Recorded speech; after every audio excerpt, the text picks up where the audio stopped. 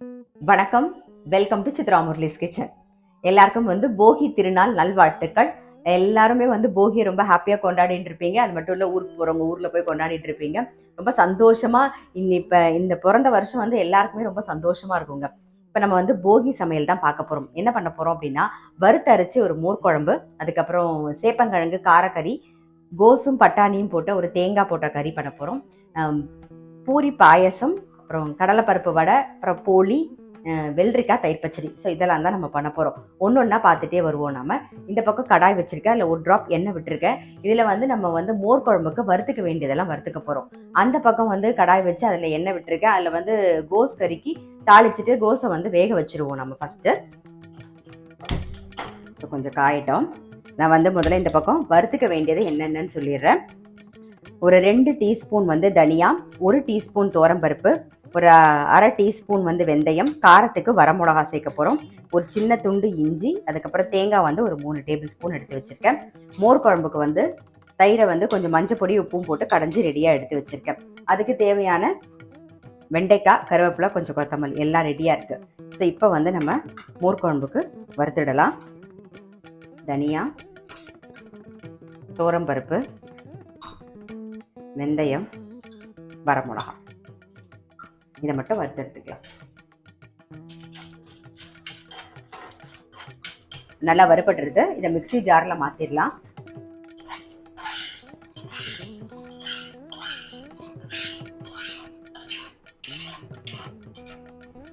இதே கடாயிலே நம்ம சேப்பங்கிழங்கு கறி பண்ணிக்கலாம். ஸோ இதில் என்னென்ன சேர்க்க போகிறேன்னு சொல்லிடுறேன். இஞ்சி, அதுக்கப்புறம் தேங்காய். இது ஆறுனதுக்கு அப்புறம் இதை அரைச்சி எடுத்துகிட்டு வந்துடலாம். அதுக்குள்ளே இதில் கொஞ்சம் எண்ணெய் விட்டுப்போம்.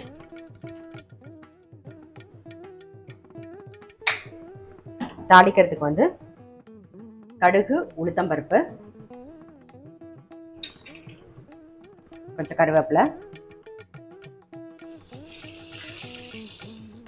சேப்பங்கிழங்கு வேக வச்சு கட் பண்ணிவிட்டு அதில் கொஞ்சம் மஞ்சள் பொடி, கொஞ்சம் உப்பு, கொஞ்சம் ரெட் சில்லி பவுடர் போட்டு ரெடியாக எடுத்து வச்சுருக்கேன். இப்போ உளுத்தம்பருப்பு லைட்டாக செவந்த உடனே இதை சேர்த்துடலாம். நாம்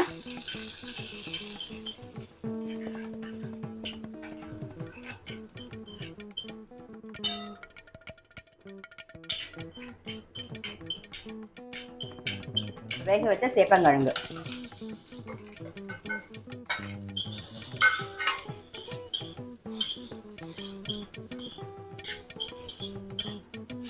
வதங்கட்டும். இப்போ கொஞ்சம் பெருங்காயம் சேர்த்துக்கலாம். கொஞ்சம் பெருங்காயம், அதுக்கப்புறம் அரிசி மாவு சேர்த்துட்டு நல்லா ஒரு மிக்ஸ் பண்ணிவிட்டு பரத்தி விட்டுருவோம். அது அப்படியே ரோஸ்ட் ஆகிட்டு இருக்கட்டும். இந்த பக்கம் சேப்பங்கிழங்கு அதுக்குள்ளே இந்த பக்கம் கடாயில் எண்ணெய் விட்டுருந்தோம். அது நல்லா காஞ்சிட்டு நம்ம கோஸும் பட்டாணியும் போட்டால் கறி பண்ணிடலாம். அதுக்கு கொஞ்சம் கடுகு, உளுத்தம்பருப்பு, சீரகம் தாளிச்சுப்போம்.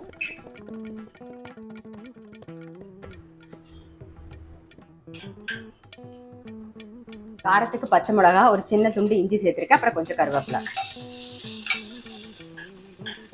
இதில் கட் பண்ணி வச்சிருக்கேன். கோஸ் கட் பண்ணி அலம்பி ரெடியாக எடுத்து வச்சிருக்கேன். அப்புறம் பட்டாணி இதையும் சேர்த்துடலாம்.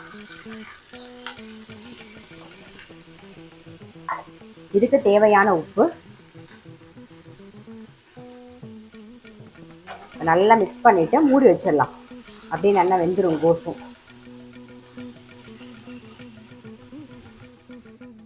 கோஸ் வேகட்டும். அதுக்குள்ள நமக்கு மோர் குழம்புக்கு வறுத்து வச்சிருந்தோமா, அது நல்லா ஆறி எடுத்து நம்ம அரைச்சி எடுத்துட்டு வந்துடும். மோர் குழம்புக்கு வறுத்த சாமான் ஆறி எடுத்து நம்ம நல்லா அரைச்சாச்சு. இப்போ இது இந்த தயிர் கடைஞ்சி வச்சிருக்கோம் இல்லையா, அதில் சேர்த்துடலாம். நம்ம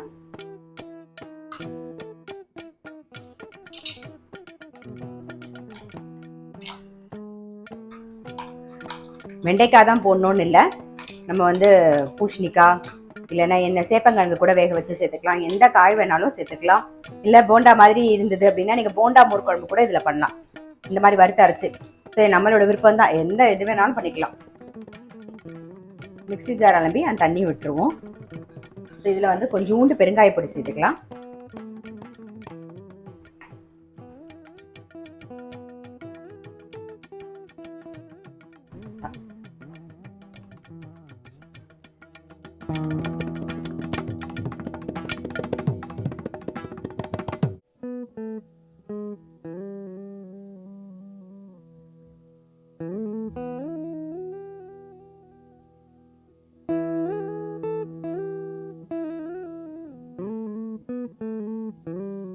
மோர் குழம்பு லைட்டாக வந்து நுரைச்சி வந்தாச்சு. ஸோ அதை இறக்கி வச்சிடுறேன்.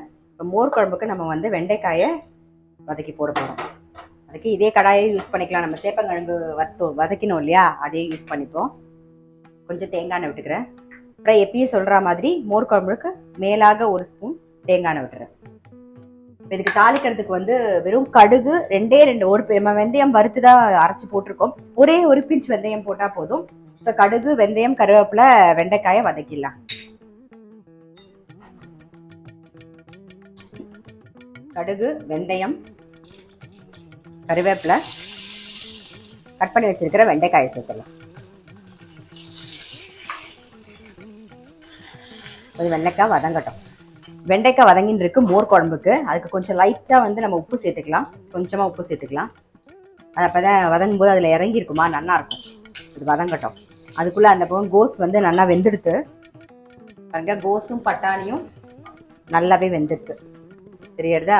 நம்ம தண்ணிலாம் விடலை. நான் எப்பயுமே சொல்கிறது தான், நீங்கள் உப்பு போட்டுட்டு சிம்மில் வச்சு மூடி வச்சுட்டிங்கன்னா காய் வந்து நல்லா வெந்துடும். தண்ணி தான் விட்டு வேக வைக்கணும்னு அவசியமே கிடையாது. நம்ம கோஸ்க்கு வந்து லைட்டாக உப்பு போட்டு மூடி வச்சோம், நல்லாவே வெந்துடுது. இப்போ இதில் வந்து தேங்காய் சேர்த்துடலாம். தேங்காய், அதுக்கப்புறம் கொஞ்சம் பெருங்காய பொடி, கொஞ்சம் கொத்தமல்லி, அவ்வளோதான். மிக்ஸ் பண்ணிவிட்டு நம்ம கோஸை மாற்றிடலாம். அடுத்தது வெள்ளரிக்காய் தயிர் பச்சடி பண்ண போகிறோம். அதுக்கு வெள்ளரிக்காயை பொடியாக கட் பண்ணி வச்சுருக்கேன். நீங்கள் வேணும்னா வந்து துருவியும் வச்சுக்கலாம். நான் பொடியாக கட் பண்ணி வச்சுருக்கேன். தேங்காய், பச்சை மிளகா மட்டும் அரைச்சி சேர்த்துக்க போகிறோம். அதுக்கு பச்சை மிளகா, ஒரே ஒரு பச்சை மிளகா சேர்த்துக்கிறேன். அப்புறம் தேங்காய், இது ஒரு 3 டேபிள் ஸ்பூன் தேங்காய் இருக்கும். இதுலேயே வந்து கொஞ்சோண்டு உப்பும் சேர்த்துக்கலாம். நம்ம அரைச்சி எடுத்துட்டு வந்துடும். வெள்ளரிக்காய் தயிர் பச்சடிக்கு தேங்காய், பச்சை மிளகா அரைச்சோம் இல்லையா, நான் வந்து அதை கொஞ்சம் தயிர் விட்டே அரைச்சிட்டேன். தயிர் சேர்க்க தானே போகிறோம், அதனால் அந்த தயிர் விட்டே அரைச்சிட்டேன்.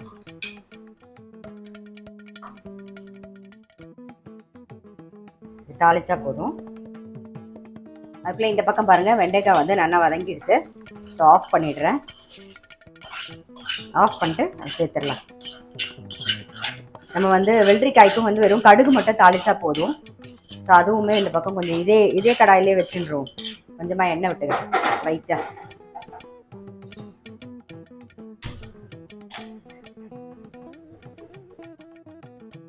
கொஞ்சம் கடுகு,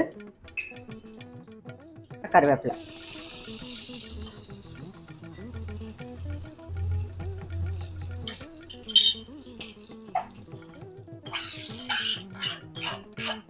அவ்வளோதான். நம்மளுடைய வெள்ளரிக்காய் தயிர் பச்சடியும் ரெடி. அதையும் ஓரமாக வச்சுருவோம். அதுக்கப்புறம் நம்ம என்ன பண்ண போகிறோம்னா, கோழிக்கு வந்து கடலைப்பருப்பு வேக வச்சு ரெடியாக வச்சுருக்கேன். ஸோ அதை வந்து வதக்கிக்க போகிறோம். இந்த சைடு வந்து பூரி பாயசம் பண்ண போகிறோம். அதுக்கு பாலை வந்து காய வச்சுக்கணும். இப்போ நம்ம வந்து கோழிக்கு கடலைப்பருப்பு வேக வச்சு வச்சுருக்கோம், அதை வதக்க போகிறோம். அடுத்தது இந்த பக்கம் பாயசம், பூரி பாயசம் பண்ண போகிறோம் இல்லையா, அதுக்கு பால் வந்து இந்த பக்கம் காய வச்சுருக்கேன். அது காஞ்சிட்டு இருக்கட்டும். இந்த பக்கம் கடாயில் வந்து 1 ஸ்பூன் வந்து நம்ம நெய் விட்டுக்கலாம். இதில் வந்து இந்த கடலைப்பருப்பு பாருங்கள், நல்லா வேக வச்சுருக்கேன். நல்லா மசிச்சிடுங்க. நல்லா வெந்துடுத்துனா ஈஸியாக இருக்கும். இல்லைன்னா நம்ம வெல்லம் போடும்போது கொஞ்சம் நெத்தாக இருக்கா மாதிரி தெரியும். இப்போ இதை வந்து இந்த நெய்யில் வதக்கிக்கலாம். 1 கப்பு கடலைப்பருப்பு எடுத்துக்கிட்டிங்கன்னா 1 கப்பு வெல்லம் கரெக்டாக இருக்கும். வெல்லமோ இல்லை நாட்டு சர்க்கரையோ எது வேணாலும் நம்ம எடுத்துக்கலாம். ஆனால் 1 கப்புக்கு 1 கப்பு கரெக்டாக இருக்கும். இப்போ இது கூட நான் வந்து தேங்காய் போட போகிறேன். தேங்காய் வந்து ஒரு 2 டேபிள் ஸ்பூன் சேர்க்க போகிறேன். தேங்காய் ஆப்ஷனல், நமக்கு வேணும்னா சேர்த்துக்கலாம், இல்லைன்னா ஒன்றும் பிரச்சனை இல்லை, அவசியமும் இல்லை. நெய்யில் வதங்கிட்டு இப்போ வந்து நாட்டு சர்க்கரை 1 கப் சேர்த்துக்கலாம். சேர்த்து நல்லா கைவிடாமல் கலருவோம்.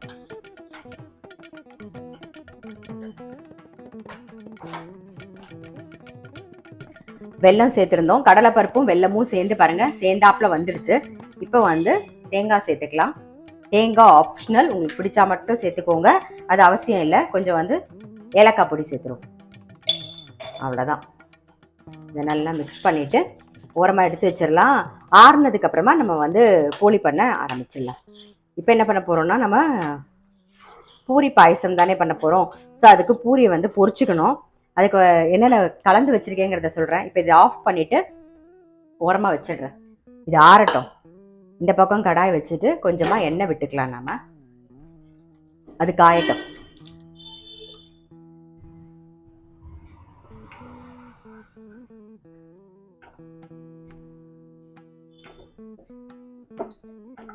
போதும்.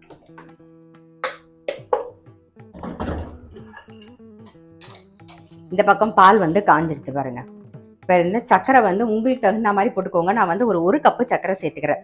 ஸ்வீட்லாம் உங்களுக்கு தகுந்த மாதிரி பார்த்து போட்டுக்கோங்க. இது வந்து ஒரு 3/4 லிட்டர் பால், அதுக்கு தகுந்த மாதிரி நான் சக்கரை போட்டுக்கிறேன். ஸ்வீட்டு உங்களுக்கு தகுந்த மாதிரி பார்த்து போட்டுக்கோங்க. இதில் வந்து ஏலக்காய் பொடி கொஞ்சம் சேர்த்துடலாம்.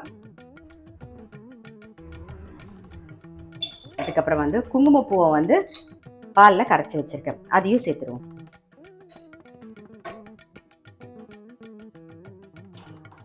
ஒரு கொதி வரட்டும்.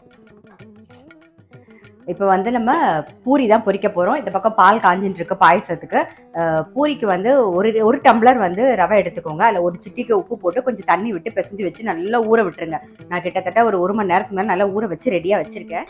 பாருங்கள், பிசைஞ்ச மாவே எவ்வளோ சாஃப்டாக இருக்குது பாருங்கள், நல்லா ஊறினதுனால. இப்போ இதை என்ன பண்ணணும் அப்படின்னா, இந்த மாதிரி சப்பாத்தி குழம்பு இருந்தால் அதையும் அடிச்சுக்கலாம். இல்லைன்னா வந்து இந்த உலக்கை தான் எனக்கு ஈஸியாக இருக்கும். இந்த மாதிரி இடிச்சிட்டு பாருங்க, இன்னும் நல்லா சாஃப்ட் ஆயிடும் மாவு. நமக்கு பொரிக்கிறதுக்கு ரொம்ப சௌரியமா இருக்கும். மாதிரி மடிச்சு மடிச்சு மடிச்சு நல்லா இடிச்சுக்கோங்க.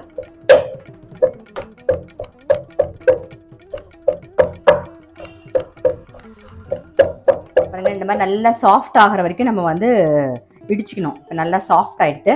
இதை வந்து நம்ம இட்டுடலாம். சின்ன சின்ன உருண்டையா பார்த்து இட்டுக்கலாம், இல்லைன்னா இட்டுட்டு நம்ம வந்து உருண்டையை கட் பண்ணிக்கலாம்.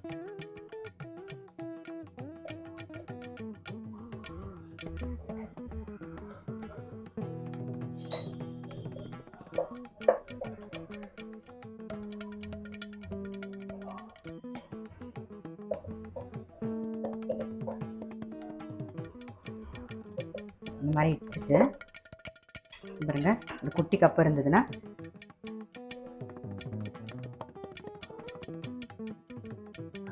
இந்த மாதிரி குட்டி குட்டியாக கட் பண்ணி ரெடியாக எடுத்து வச்சாச்சு. அந்த பக்கம் வந்து எண்ணெய் காஞ்சின்னு இருக்கு. நம்ம ஒன்றுனா எடுத்து வச்சுட்டு போட்டுடலாம். இங்கே எண்ணெயும் காஞ்சிடுது, நம்ம பொரிச்சிடலாம்.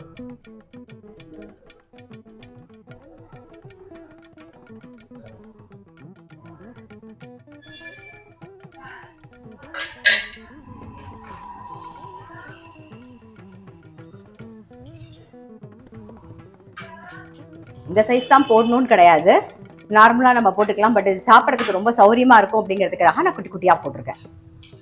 பார்க்குறதுக்கும் அழகாக இருக்கும்ல. இது வந்து கொஞ்சம் மெனக்கெட்ட வேலை தான், ஆனால் வந்து பார்க்குறதுக்கும் அழகாக இருக்கும். அதுக்காக தான் நான் பண்ணுறேன். உங்களுக்கு வேணுன்னா இந்த மாதிரி பண்ணுங்க, இல்லைன்னா நல்லா கொஞ்சம் பெருசாக போட்டுக்கலாம். இது கொஞ்சம் நல்லா பொரியணும்.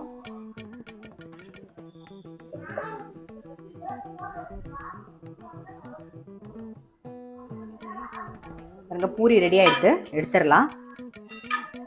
இதே மாதிரி எல்லாத்தையுமே நம்ம வந்து பண்ணி பொரிச்சு எடுத்துக்குவோம்.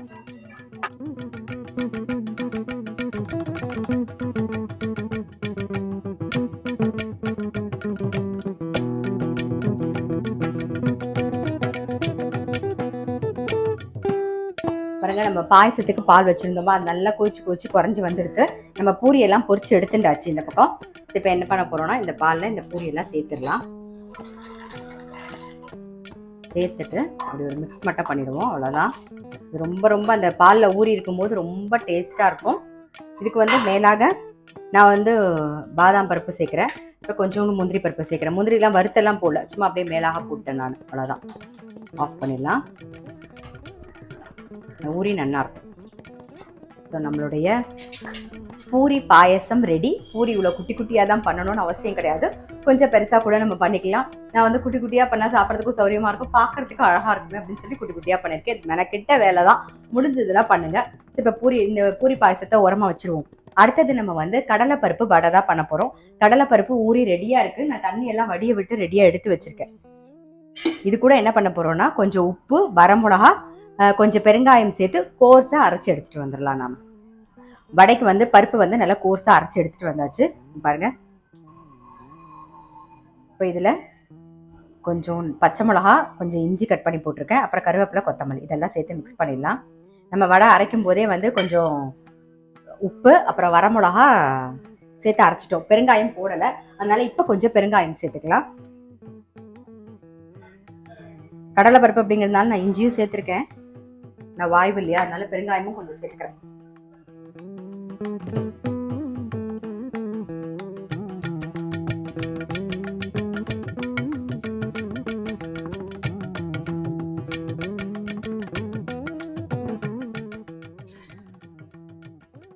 பாருங்க வடை வந்து ரெடி ஆயிடுது. ஸோ எடுத்துடலாம். இதே மாதிரி எல்லா வடையும் நம்ம பொரிச்சு எடுத்துக்கலாம். கோழிக்கு வந்து கடலைப்பருப்பு பூர்ணம் வந்து ரெடி பண்ணி வச்சுருந்தோம். அதை ஆடு எடுத்து நான் வந்து பாருங்கள் குட்டியாக நல்லா உருண்டை பிடிச்சி எடுத்து வச்சுட்டேன். கரெக்டாக எவ்வளோ பண்ண போகிறோமோ அதை எடுத்து வச்சாச்சு. இந்த பக்கம் வந்து மைதா மாவில் வந்து ஒரு சிட்டிகை உப்பு கொஞ்சம் மஞ்சப்பொடி போட்டு பிசைஞ்சு மேலே வந்து நல்லெண்ணெய் விட்டுருக்கேன். இப்போ நல்லெண்ணெய் எடுத்துட்டு ஒரு வாட்டி நல்லா பிசைஞ்சிக்கலாம். அது நல்லெண்ணெய் ஊறி இருந்தால் தான் நல்லாயிருக்கும், நல்லா சாஃப்டாக இருக்கும். அதுக்காக தான் பாருங்கள் ஒரு சும்மா லைட்டாக ஒரு சின்ன உருண்டை எடுத்துக்கலாம்.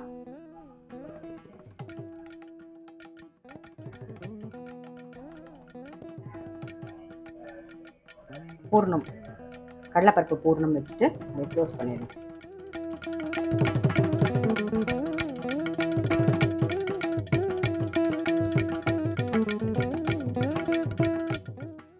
எப்படிலே சொல்கிறது தான், உள்ளங்கையில் இந்த சைடை அப்படி தட்டணும்.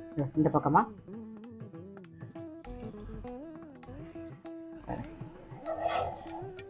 வாழை இலை இருந்தால் வாழை இலையில் தட்டிக்கலாம். நான் இப்போ பட்டர் பேப்பரில் தட்டுறேன்.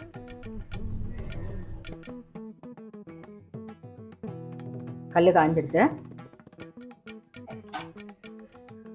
இதே மாதிரி அடுத்ததும் பண்ணிக்கலாம். மைதா வேண்டாம், அவாய்ட் பண்ணணும் அப்படின்னு நினைச்சிங்கன்னா நீங்கள் வந்து கோதுமை மாவில் கூட பண்ணிக்கலாம். ஸோ நம்ம விருப்பம்தான்.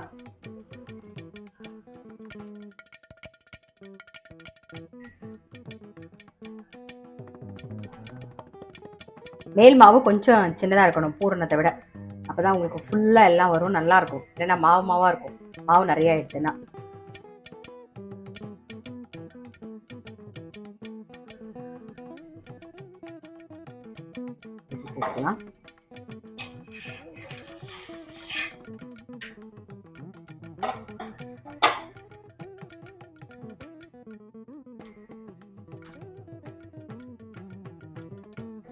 ஸோ இதே மாதிரி நம்ம எல்லாத்தையும் பண்ணி எடுத்துக்கலாம். ரெடி ஆகிடுத்து, எடுத்துடலாம். இதில் வந்து மேலாக நம்ம நெய் தடவிண்டா போதும். இப்போ அடுத்ததையும் போட்டுடலாம். மேலாக நெய் தடவினா போதும். இதே மாதிரி எல்லாமே பண்ணி எடுத்துட்டுருவோம். நம்ம இன்னைக்கு போகி ஸ்பெஷல் பார்த்துருப்பீங்க.